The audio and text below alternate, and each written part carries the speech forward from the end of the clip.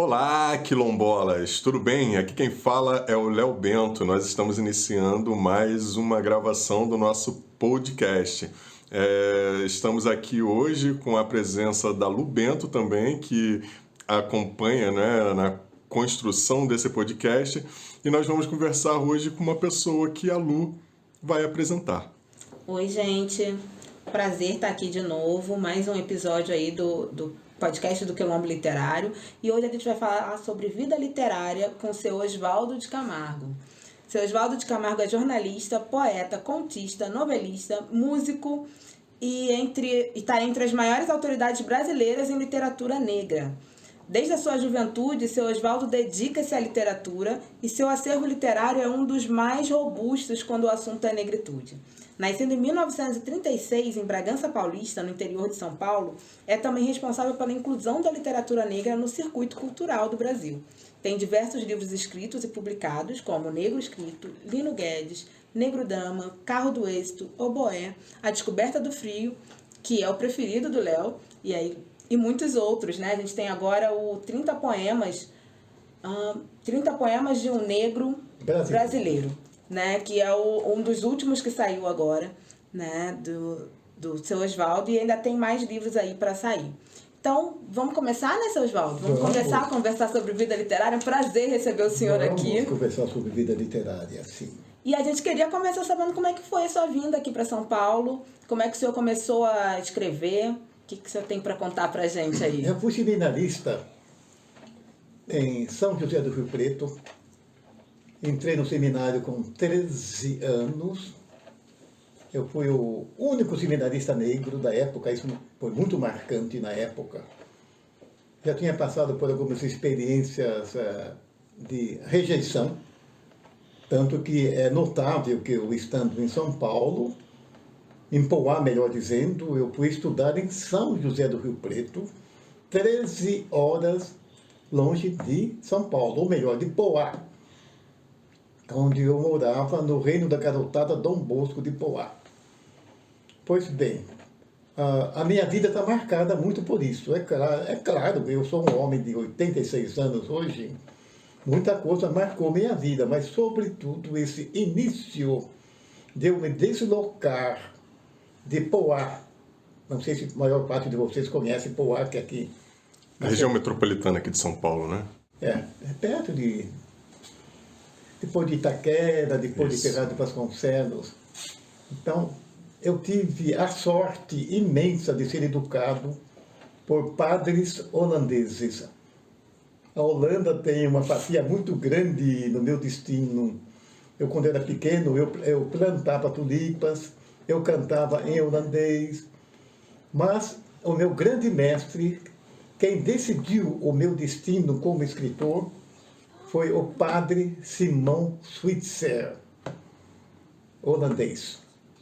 Porque no reino da garotada havia o hábito de, após a ceia, que era o resto delicioso, por sinal, do almoço, aquele feijão misturado com arroz, com um pedaço de carne.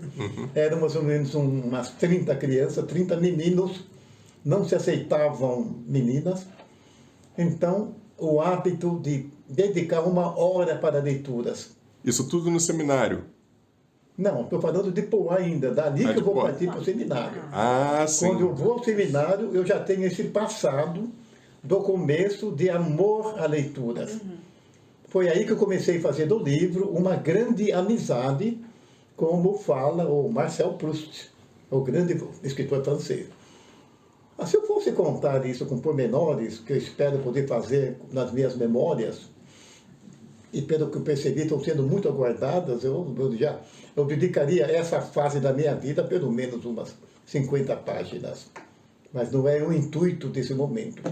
Tá bom, então, no seminário, por imitação de um outro aluno, de um outro seminarista, eu comecei a escrever. Evidentemente que eu comecei a escrever dentro dos parâmetros do meu pequeno mundo de seminarista, ligado a uma vocação religiosa, etc. E até me lembro mais ou menos dos primeiros versos que eu escrevi, que só podiam ser estes. Quem te diz a natureza, estes campos, estas flores, toda a multidão singela de insetos multicores. Eu tinha 16 anos. A partir daí veio um momento de angústia. Tudo aquilo que eu tinha passado em dificuldades para entrar no seminário, morando em Poá, tendo de viajar 13 horas para estudar em São José do Rio Preto, tudo isso voltou, aquele sentimento de rejeição. Então, a minha literatura ela começa a ser alimentada, não percebi naquele momento, eu percebo hoje muito claro, ela começou a ser alimentada por um sentimento que eu senti com 13 anos de ser rejeitado. Não aceitamos negro, porque negro é muito violento e sensual. Essa é uma das frases ditas por um padre espanhol que marcou muito o meu destino. Então, eu era um menino bonitinho, esguio, inocente. E, no entanto, isso não foi dito a mim, foi dito ao padre que me procurou seminário na época. Então, eu acho espantoso que os padres holandeses, olhando o Brasil, a São Paulo daquela época, tenham deparado com seminários que não pegavam, eles não sabiam disso. Então, foi alguma coisa um tanto espantosa, imagino eu, para os padres holandeses. A partir daí, comecei a escrever, alimentado pela rejeição, alimentado pela solidão. Eu era o único seminarista preto, alimentado pela orfandade. Eu fiquei órfão com 6 anos de idade. A minha mãe faleceu com 27 anos, tuberculosa. Meu pai faleceu um ano depois, de epilepsia. Então, a minha literatura é uma literatura, no começo, calcada muito pelo sofrimento. E outra coisa também que marca a minha literatura, eu não fui criado num meio negro. Isso é fundamental para entender meus textos. Eu fui criado, geralmente, em grupos de 30 a 40 crianças. O Reino da Garotada, antes de eu ir para o seminário, tinha 35 meninos. No seminário era mais ou menos 50. Aí isso explica por que eu tenho muito mais facilidade em lidar com homens do que com mulheres. Ô, seu Oswaldo, muito bacana essa história que o senhor traz para a gente, né? Porque é algo singular, né? Dentro das pessoas que a gente conhece, né? E que estão inseridas dentro da perspectiva da literatura negra. Então, assim, uma outra pergunta que a gente gostaria de saber, né, que quando o senhor chega aqui em São Paulo, o senhor é recepcionado por algumas figuras, né, dentro da Associação Cultural do Negro. E aí eu queria saber como é que foi um pouco, né, encontrar essas pessoas, né, que eram militantes já de outra geração, né, poetas de outros tempos. Como é que foi esse diálogo, como é que foi essa recepção? Aí entram mais 50 páginas das minhas memórias, pelo menos 50. Você há de notar o seguinte, como eu falo a você, que eu não fui criado num ambiente negro, é claro, eu fui criado pela minha mãe até 6 anos. Eu tinha contato com a minha mãe de criação, minha madrinha, Maria Esther Silva, doméstica. Mas eu saio do seminário com uma vantagem e desvantagens. A vantagem foi que eu vou sair com um tipo de cultura formal que no meio negro não existia. Eu estudei latim, português, grego, francês, não tínhamos o inglês. Estudei órgão no seminário. Com 17 anos eu era organista da Catedral de Rio Preto. Então, e escrevia. Então eu era uma pessoa que, ao mesmo tempo em que se dedicava à literatura, escrevendo sonetos, redondilhas maior ou menor. Quem não sabe o que é redondilha é o verso de 5 ou 7 sílabas.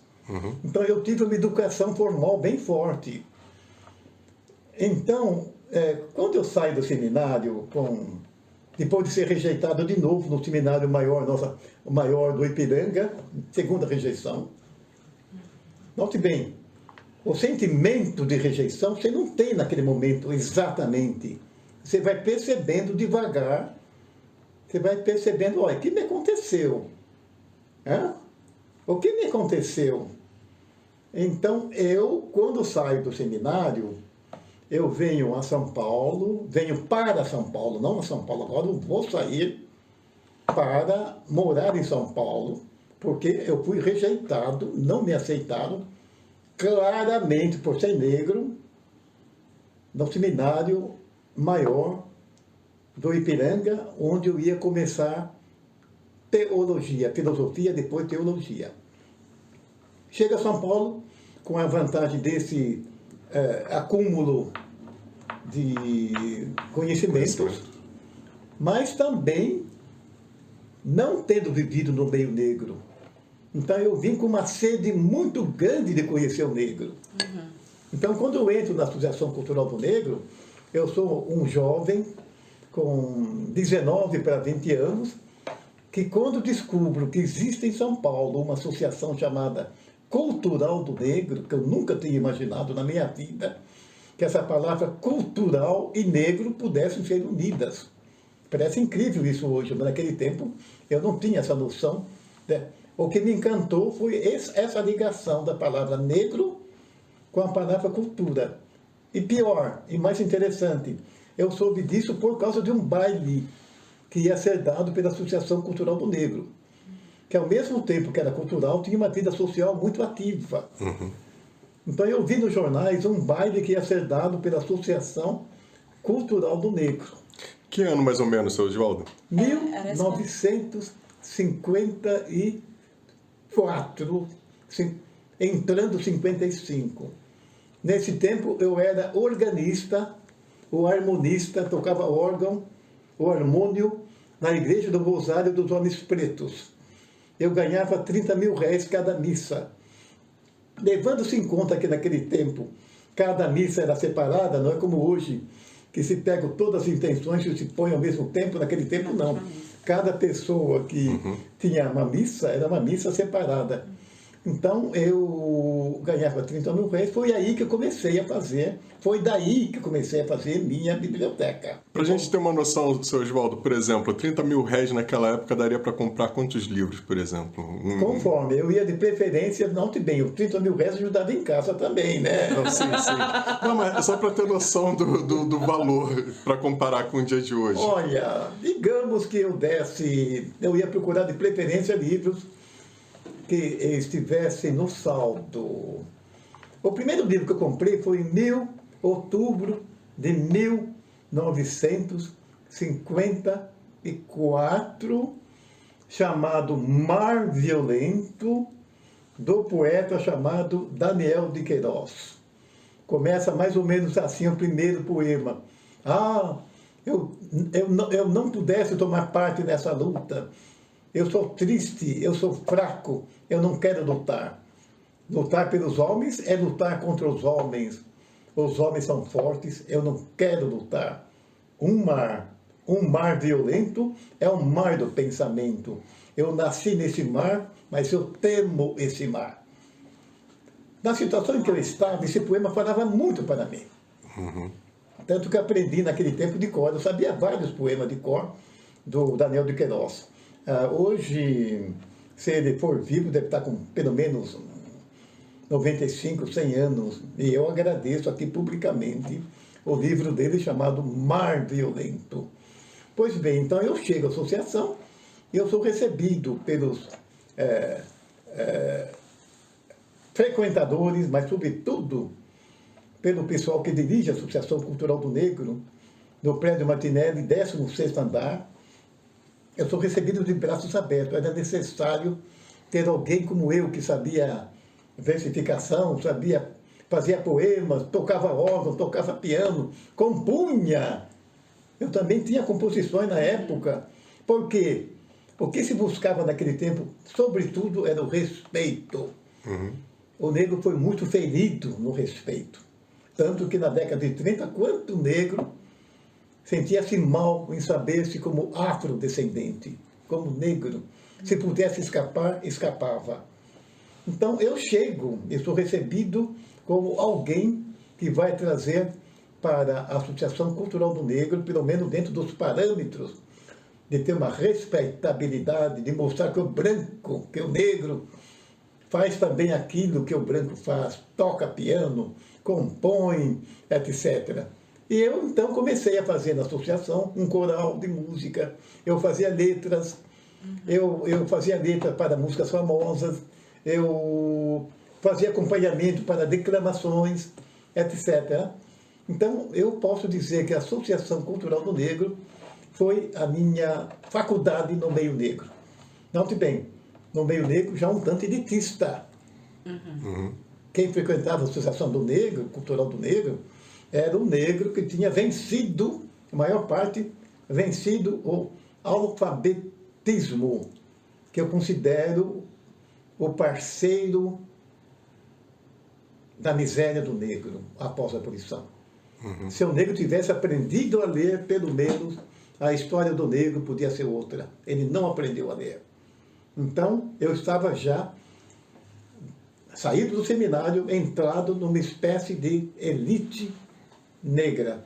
Era uma elite negra cultural, então, que frequentava. Era uma elite negra cultural que frequentava, então, olha, eu digo cultural, mas já há algum resquício de meninas que já estão tentando entrar na faculdade.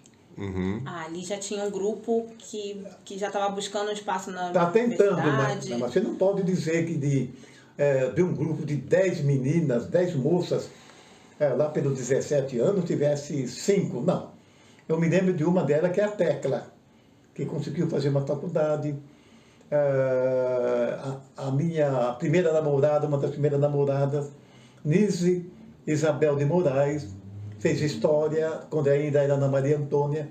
Então, se tem de reparar que a associação, além de ser uma associação cultural, já estava mais ou menos levantando a possibilidade de o negro fazer uma faculdade. Muito irrisório, mas a maior parte morava, muita gente ainda morava em Porão. Uma boa parte dos que frequentavam a Associação Cultural do Negro eram moças domésticas até. Bonitas, aquelas mulatas lindas, mas geralmente domésticas. Então eu peguei uma época em que o negro, após 1930, o tempo do auge, um dos auges da imprensa negra, da frente negra, o tempo em que o Lino Guedes começou a escrever, ele escreveu o primeiro livro dele em 30, foi publicado, se não me engano, em 37. Então, eu estou vivenciando, nos anos em que passei na associação, praticamente uma súmula de uma realidade do negro em São Paulo. A doméstica, a mocinha que está começando, falo mocinha de preferência, não me lembro de nenhum homem fazendo faculdade. Quando chega o primeiro africano no Brasil... Imigrante. Em que ano? Imigrante. Primeiro africano imigrante seria? Que fugiu da guerra em Angola. Fugiu da guerra, sim. Paulo Matoso, não esqueço o nome dele, que me fez conhecer alguns autores africanos. Então, nessa época, sempre aproveitando a minha cultura formal, minha cultura formal, que era importante, eu sou convidado pelo Vídio Pereira dos Santos a dirigir o jornal Novo Horizonte. Foi aí que eu escrevi a minha primeira matéria em jornais sobre um poeta negro africano. Então, é uma vida que vai com meus 22, 23, 24 anos, por aí. Eu estou envolvido profundamente com a vida cultural na Associação Cultural do Negro, organizando saraus, viajando às vezes para o interior, para fazer palestras, para levar o coral que organizei. Então, houve um tempo da minha vida em que eu era mais conhecido como músico, compositor, do que como escritor.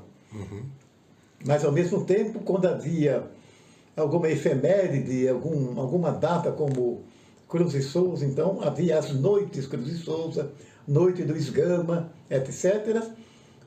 Me falavam, Oswaldo, dá para você escrever um texto aí para ser declamado? Então eu fazia aquilo que se chama poema de circunstância. Então eu pegava a data e eu me lembro de alguns versos. Meu coração espera um dia novo pousar na fronte escura do meu povo. Escrevi, entreguei para a pessoa e nunca mais ouvi o texto.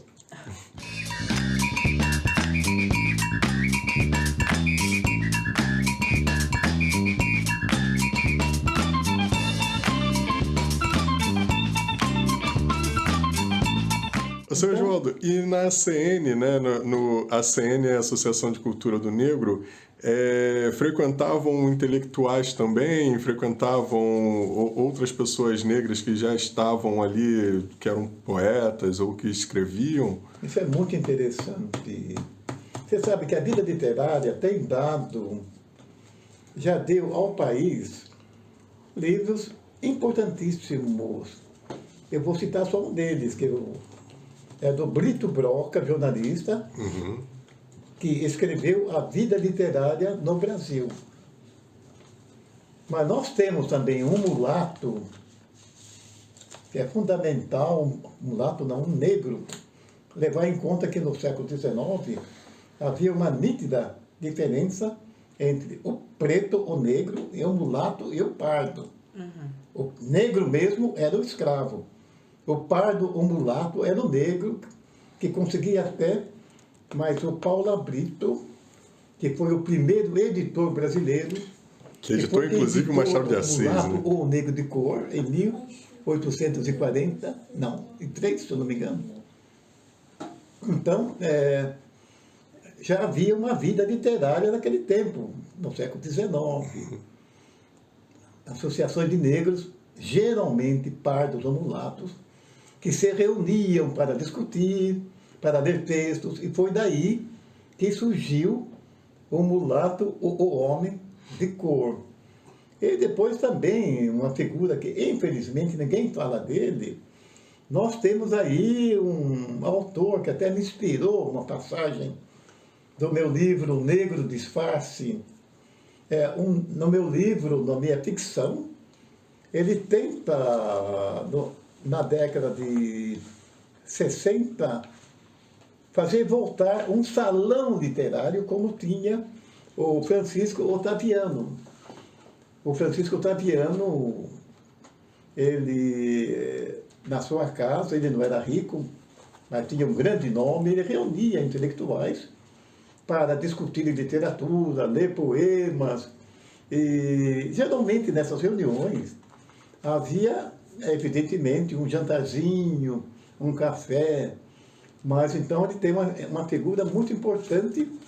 E no meu livro chamado Negro Disfarce, eu crio um personagem chamado Dr. Brasílio, que tenta reviver exatamente o que fez o Francisco Otaviano no século XIX. Entende? Então, a vida literária também me inspirou bastante para eu escrever algum texto que tem um pé na ficção, mas tem outro pé na realidade. Aliás, a literatura é isso. A literatura ela não se faz apenas com aquilo que é fantasia. Quando eu escrevo um poema, dê-me a mão, meu coração pode mover o mundo com uma pulsação. Eu tenho dentro de mim anseio e glória que roubaram meus pais. Meu coração pode mover o mundo, porque é o mesmo coração dos congos, bantus e outros desgraçados. É o mesmo.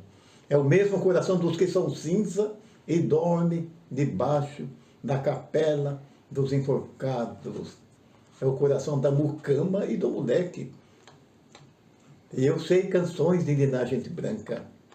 Sei histórias, todas feitas às margens do Nilo ou às margens do Congo. Eu conheço um grito de angústia, trovejante, que deve estarrecer todas as minhas amantes que eu tenho de certo. Eu conheço um grito de angústia. Eu posso berrar este grito de angústia. Eu posso berrar este grito de angústia. Quer ouvir? Sou um negro, Senhor. Sou um negro. Por muito tempo eu... Muito bom. Por muito tempo eu deixei esse poema de lado. Me arrependido quase desse verso. Sou um negro, Senhor. Mas o que me dói é que até hoje há bastante negros que têm ensinamento. Sou um negro, sou um negro. Olha a minha situação. Olha como eu fiquei devido a uma abolição que eu considero mal feita. Como diz o poeta Carlos de Assumpção, foi um cavalo de Troia liberdade que me deram. Havia serpentes futuras debaixo do manto de entusiasmo. É muita coisa. Mais 50 páginas aí. Não, eu tô ansiosa já por essas memórias. É? Já tô ansiosa por essas memórias. Eu tô achando ótimo que a gente está aqui. Dando pontapé inicial nas memórias de seu Oswaldo. Pensando em falar de vida literária, né? Já dando pontapé inicial para essa recordação. Exatamente. Aí, se me permite, antes que você faça a pergunta, eu começo a comparar a vida literária de pessoas brancas, intelectuais brancos. E eu vejo, já falei sobre o Paulo Brito, não, sobre o Brito Broca. Quem quiser saber o que é vida literária, a melhor coisa que pode fazer no Brasil ainda é a vida literária no Brasil 1900. Eu acho Brito que Broca, duas vezes, já vou ler a terceira. Porque a vida literária é interessante, ela não é apenas a literatura, ela mostra os hábitos dos autores, os locais em que se reuniam, as desavenças, as brigas. Não há vida literária sem brigas. Eu briguei bastante com meu querido amigo Cult, Luiz Silva. Sim. Então, não há como. Machado de Assis teve seus adversários também. Sim. Assim como Luiz Gama, Cruz e Souza. Faz parte, né? Literatura, vida literária é vida. Aquele restaurante em que o pessoal se reúne para discutir um poema. Qual? Paribar? Paribar, nos meus 23 anos, eu saía com um poema embaixo do braço e ia até o Paribar, ali na Praça São José Gaspar, para, popularmente falar, encher o saco do Sérgio Millier. E mostrava meu poema para o Sérgio que adorava, gostava muito do jovem. Ele levantava a cabeça assim do prato, olhava meu poema e falava, às vezes, olha, Oswaldo, se eu fosse você, eu mudava esse poema, essa frase, esse verso. Então você veja, quando eu comparo essa vida literária do meio branco, com um livro, por exemplo, O Natal no Sabadoile, que maravilha!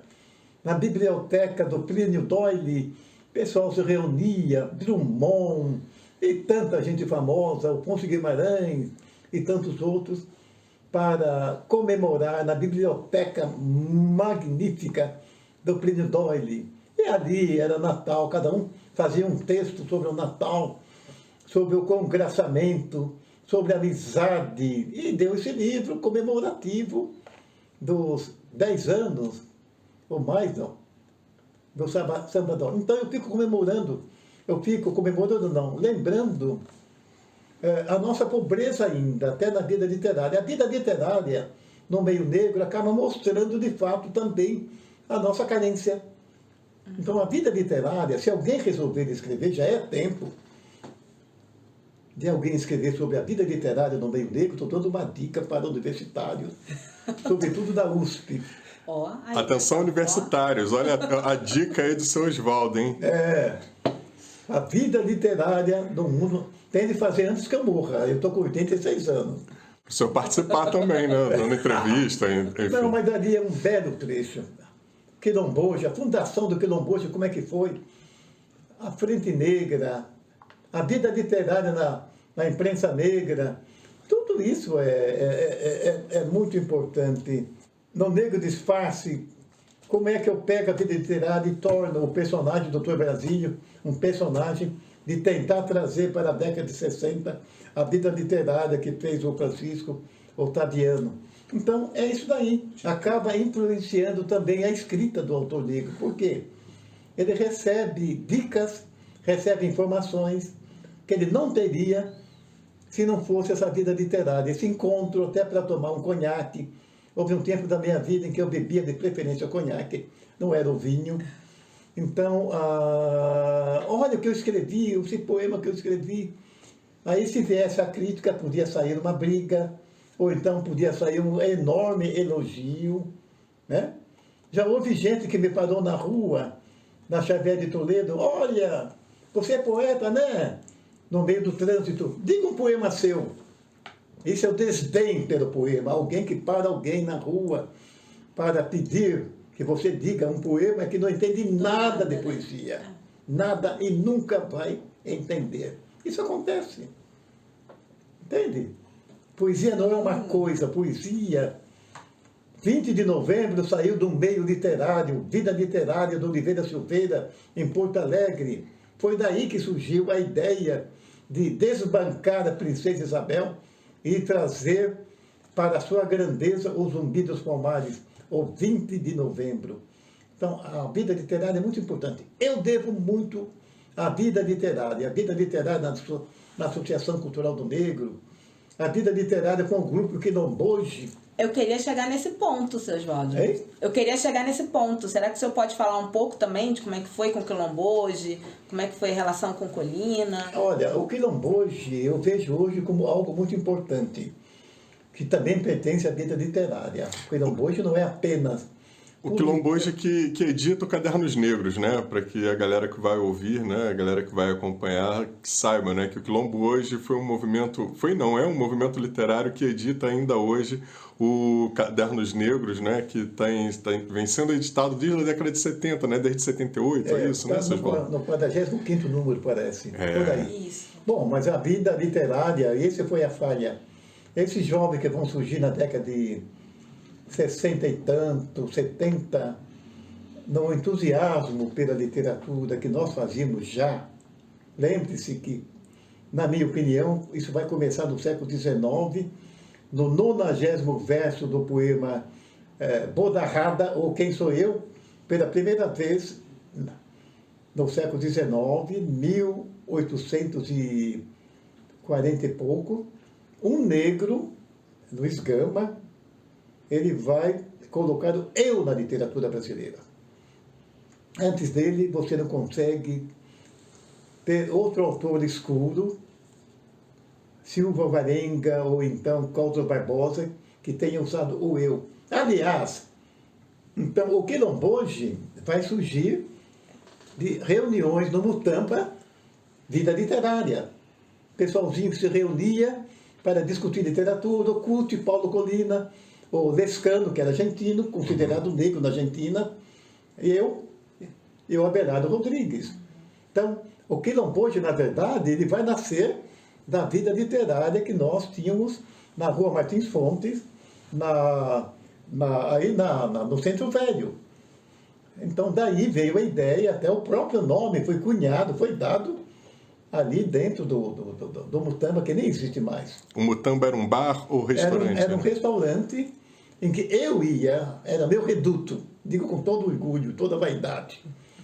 Era meu reduto e o pessoal ia se encontrar lá para discutir literatura, mostrar textos, e dali surgiu o Quilomboje. Mas os cadernos negros já existiam antes do Quilomboje. Ele não começou com o Quilomboje. O Quilomboje vai assumir, a partir de algum momento, agora não me vem, mas eu tenho tudo anotado no meu livro, O Negro Escrito. A partir de certo momento, o Quilomboje vai assumir as edições do Quilomboje. Então, eu, nessa altura, já não estava mais no Quilomboje, por desavenças literárias e por exigências do grupo que estava surgindo naquele entusiasmo, alguns deles, não todos, achando que tinham descoberto a pólvora, que tinham descoberto que o negro também escreve. Olha, nessa altura eu já estava mais de 15 anos à frente, escrevendo e publicando, e tendo uma vida literária não apenas em associações, nas próprias casas, o pessoal se reunia. Houve várias reuniões na minha casa para discutir literatura. Isso também é vida literária, né? Então, eu quero só mostrar a quem está me ouvindo que a nossa literatura, ela tem um certo colorido, e quem ajudou a colorir essa literatura é exatamente a vida literária, que se deu em casas, em associações, etc.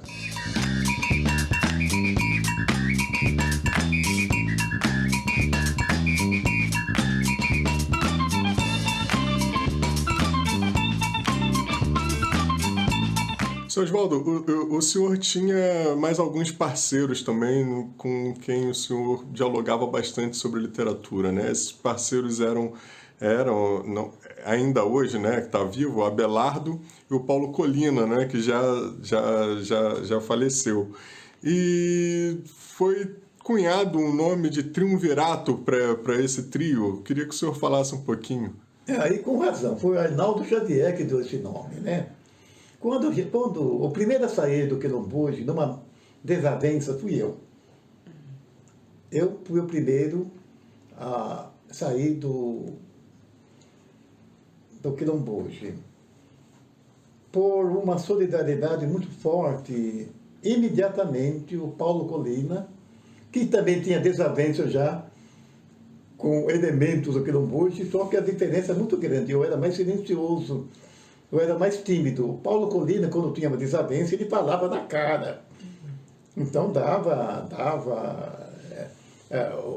retrucavam até com textos. Eu guardo alguns textos dessa época. Quando eu for escrever minhas memórias, eu vou publicar algum desses textos. Então, eu era mais quietão. Quando eu saio, o Abelardo e o Paulo Colina saem comigo.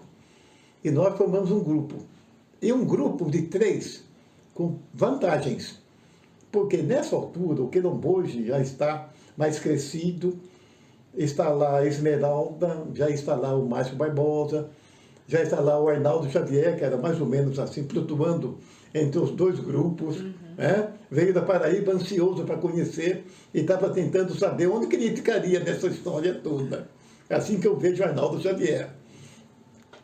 Pois bem, então o Arnaldo Xavier, nós formamos com uma vantagem muito grande, os 3, Paulo Colina, Abelardo Rodrigues e eu.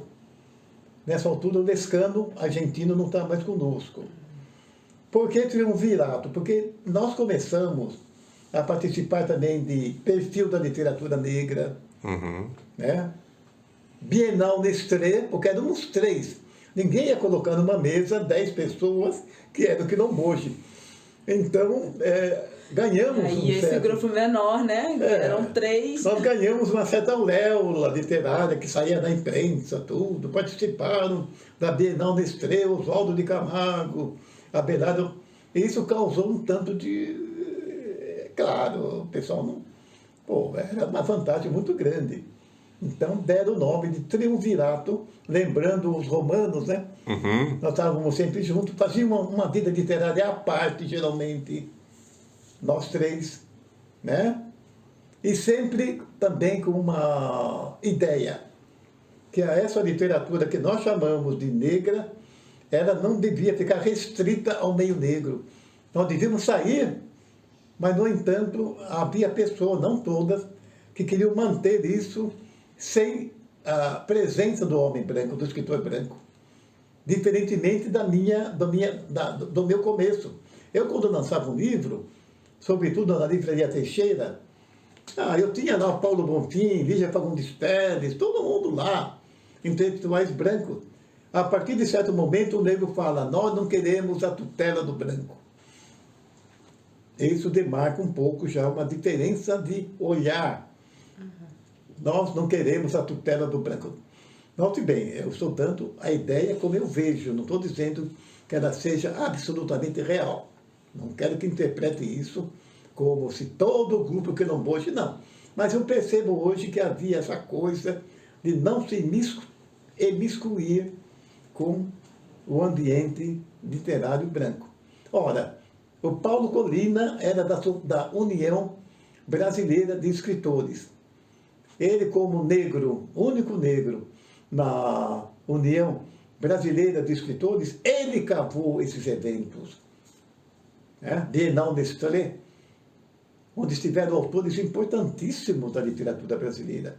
Foi um momento em que esses autores nunca haviam ouvido falar de nós. Então, na Bienal Nestlé, de repente, um grupo de negros começa a dizer: existe uma literatura em que nós propugnamos falar a nosso respeito. Uma fala que só nós podemos ter, porque nós somos os negros. Então, foi uma surpresa muito grande no perfil da literatura quando nós aparecemos. Isso tudo confirmou que o Triunvirato tinha possibilidades de trazer à tona essa literatura, o que o Quilombola em Totum totalmente não podia fazer. Não era tecnicamente possível.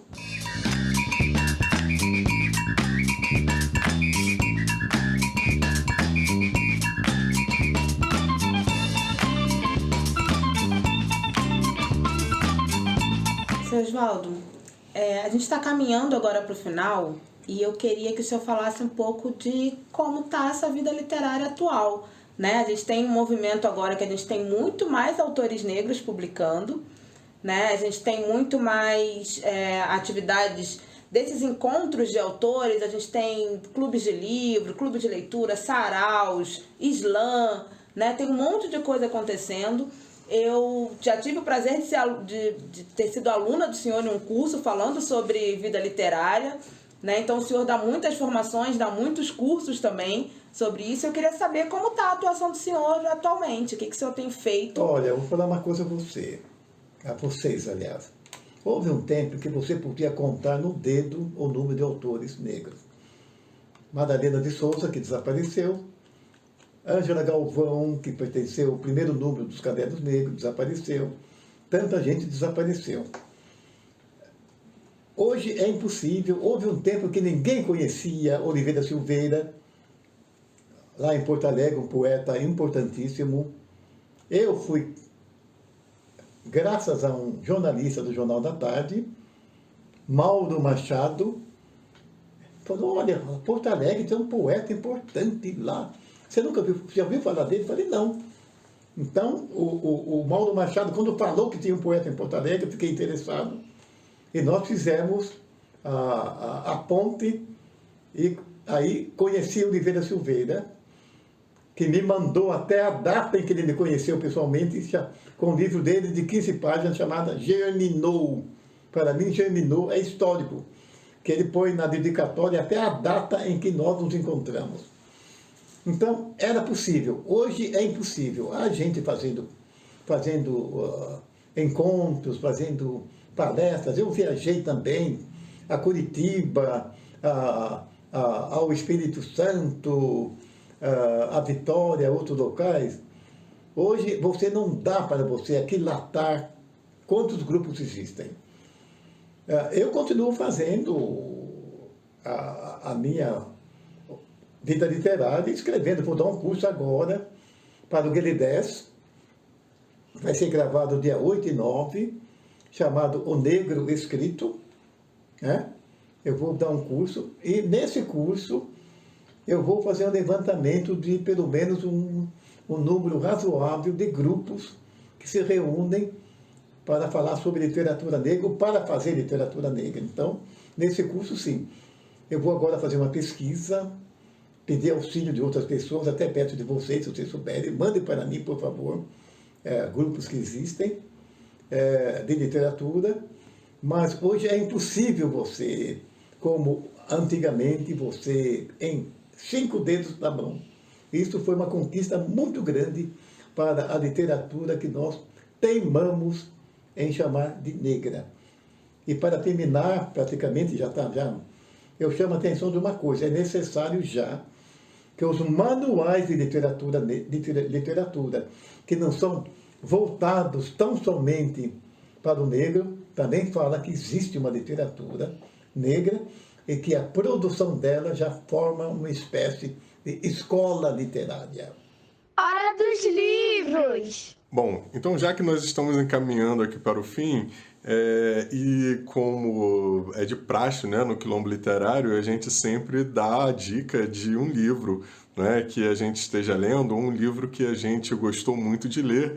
E como para mim é uma honra, né, estar aqui com o senhor hoje, na sua presença, gravando esse podcast, eu queria trazer como uma indicação de literatura um livro que o senhor escreveu, que é A Descoberta do Frio, né, que é o livro que eu, inclusive, eu mais gosto do senhor, né, na qual há uma relação, né, da questão do racismo no Brasil com o frio, né? Então é uma relação ali que o senhor criou, né, dentro de uma perspectiva metafórica que eu gosto muito. Então a minha indicação de leitura para quem está ouvindo a gente é A Descoberta do Frio, do senhor Oswaldo de Camargo, que parece que vai ser reeditado. Vai.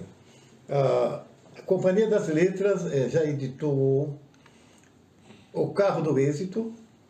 Que também é muito bom. Acaba de reeditar agora uma seleção dos meus poemas que eu fiz, mas com uma coisa importantíssima. Eles trouxeram à tona o meu livro que eu escrevi com 23 anos, com o prefácio do Florestan Fernandes. Uau!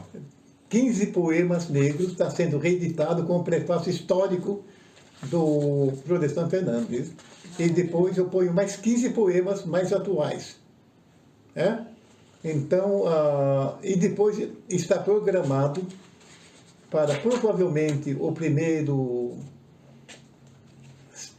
trimestre, o trimestre de 2023, a reedição da Descoberta do Frio.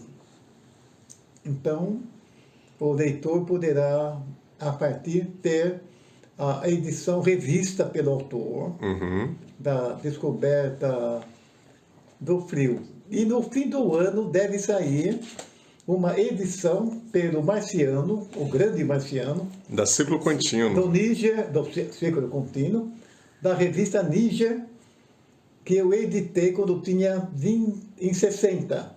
Eu tinha 24 anos quando estive à frente da experiência de editar na Associação Cultural do Negro a revista Níger.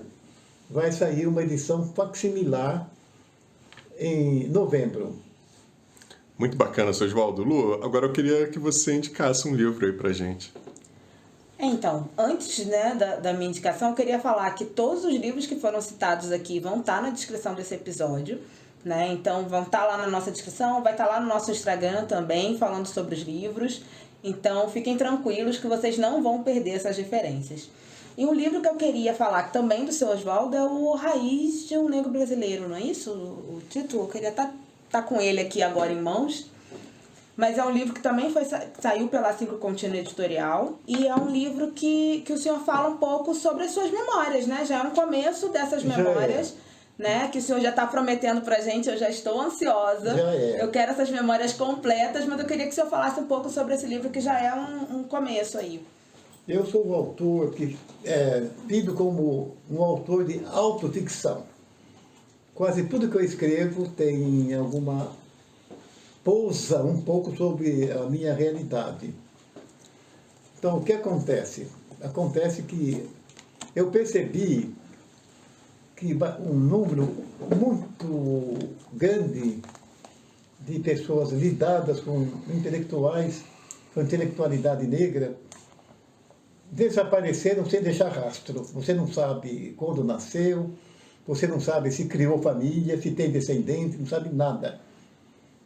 Então, um dos casos mais interessantes é o Aristides Barbosa, que veio de Tietê, abriu o túnel 9 de julho, ajudou a fazer o túnel 9 de julho e acabou fazendo 2 faculdades.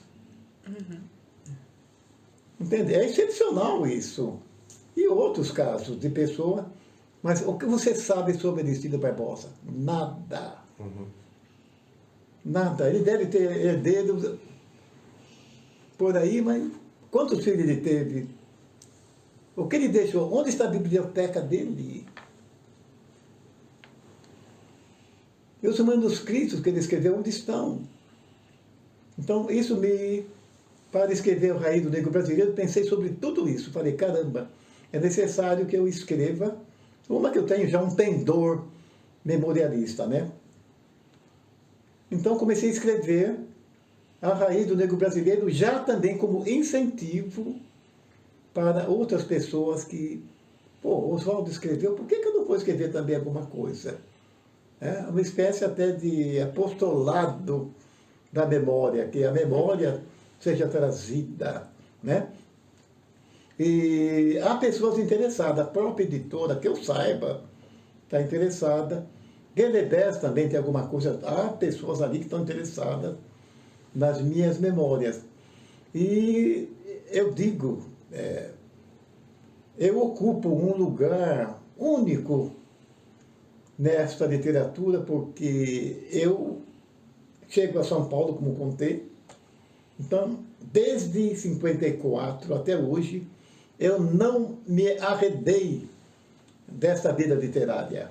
Eu estou, toda vez que eu posso, eu estou presente em lançamentos, etc., prefácios, prefaciei bastante gente que tem nome hoje, como Semog, Limeira, etc. E tem meu livro, O Negro Escrito, que é um manual praticamente de literatura negra. Que é a guardadíssima reedição desse livro, né? É um livro que a gente tem esperado, né? Ansioso por uma nova edição. Vai sair, mas tem a questão a questão séria, direitos autorais, etc. Não é muito fácil. Não. Ele já está digitado, digitalizado. É só... Eu tenho de fazer algumas emendas, pouquíssimas, mas tem questão de direitos autorais. Tem bastante autores aqui que eu escrevi, que eu publiquei. Na época, até o próprio Mário de Andrade, que eu publico aqui um trecho de Macunaíma, eu não pedi licença ao Mário de Andrade. Agora sim. Agora está liberado. Outros autores, até que enfim. Agora dá para publicar o Mário sem... E essa questão também de ver o Mário como negro, ou como mulato, eu levantei essa lebre, e é muito interessante você observar o Mário como um afro brasileiro. É muito interessante. Necessário. Seu Oswaldo, acho que para finalizar, né, a gente falou de vários livros do senhor, o senhor, né, leu trechos, recitou poemas. Que livro o senhor indicaria para uma pessoa que está conhecendo o senhor agora? Que livro o senhor apresentaria como, olha, quer conhecer o que eu faço? Leia esse livro. Acontece que eu tenho duas faces, né? Eu tenho a face de crítico, não sou crítico, mas acham que eu sou. Me colocam como observador literário que escreve a respeito. Mas eu diria o seguinte, quem quiser conhecer a minha poesia, pegue a antologia que o Marciano fez, que é Luz e Breu. Quem quiser conhecer a minha prosa, pegue o meu livro, O Carro do Êxito. Sobretudo a edição da Companhia das Letras, que tem um belo prefácio do Mário Medeiros. Mário Medeiros, ótimo observador literário. Então, e há outras edições, né? O Carro do Êxito é da terceira edição. Né? Então, a visibilidade maior, quem poderia ter dado, não seria a editora Córrego, que era impossível, mas foi uma edição pequena, limitada. Mas agora a Companhia das Letras, que acaba de... foi o ano passado que saiu, chama mais atenção para as pessoas que querem falar sobre isso que nós chamamos de um ato de resistência, porque escrever sobre o negro acaba sendo um ato de resistência, né? A verdade é essa, que é o Carro do Êxito, também é. Então, a vantagem do Carro do Êxito é que eu, naqueles contos ou naquelas crônicas, às vezes é conto, às vezes é crônica, ali eu estou falando de uma São Paulo onde a geração de vocês vai começar a aparecer. a geração do negro universitário, a geração do negro que hoje tem o melhor emprego, a geração do negro, etc., está começando a aparecer ali. Então, naquelas reuniões de vida literária, que eu conto ali, tem muita vida literária, no Carro do Êxito, essas reuniões, a berenice que aparece no meu conto Negritude, etc., então, eu estou dando já como que era a década de 60, como que foi, dentro de uma visão particular de um autor. Né? Eu não estou fazendo tese, eu estou dizendo como que eu senti essa época. Então, a vida literária é importantíssima. É isso, acho que a gente tem um episódio. Foi maravilhoso conversar com o senhor, foi uma honra, né? Eu estou muito feliz da gente ter conseguido ter feito esse episódio e ter, né, registrado tudo isso que o senhor viveu. O senhor pôde contar de novo pra gente, que parte dessas histórias a gente já conhecia, mas poder dividir também com o pessoal que acompanha aqui o Quilombo Literário, a gente poder falar sobre isso, porque é um assunto muito importante. É importante. Né? É muito importante também pra gente se situar. Eu acho que quem escreve hoje, saber que tem muita gente que escreve há muito tempo, né? Tem muitas pessoas negras que escrevem há muito tempo. Existe uma vida literária negra que, né, tem mais de um século aí, a gente não está inventando a roda com o que a gente está fazendo hoje, então acho que é muito importante a gente ter essas referências. Exatamente. E ter o senhor aqui uma referência viva, né, que pode trazer pra gente essas histórias, pode compartilhar com a gente, pode inclusive guiar a gente aí nesse caminho da literatura, né, e a gente ter o prazer de conversar com o senhor. Eu estou muito agradecida mesmo, muito obrigada. Uma ótima oportunidade, viu? Seu Oswaldo, muito obrigado também. Imagina, Léo. E eu espero que esse episódio do Quilombo Literário possa auxiliar as pessoas que estejam, né, iniciando no seu letramento racial a poder deslanchar, né, daqui para frente também. E para quem já tem o letramento racial também possa se deleitar, né, com essas informações preciosíssimas que o senhor trouxe. Obrigado. Obrigado, Léo. Muito obrigado. Eu agradeço muito a oportunidade que me deram. Tá? É isso, eu acho que quem quiser saber mais, né, sobre o seu Oswaldo de Camargo, é procurar os livros dele, né, ficar atento aí na internet, vira e mexe, ele está dando curso em algum lugar, né, não é uma pessoa das redes sociais, né, não vai ser encontrado nas redes, mas procurando vocês conseguem achar os cursos, as palestras, ele está sempre presente nos eventos, então é uma pessoa muito acessível e está sempre aí disponível para a gente conversar sobre isso. Obrigada. Oi, eu sou a Isha. E eu sou a Naíma. Este podcast tem o apoio da Casa Olhar e a edição do Marcelo Machado.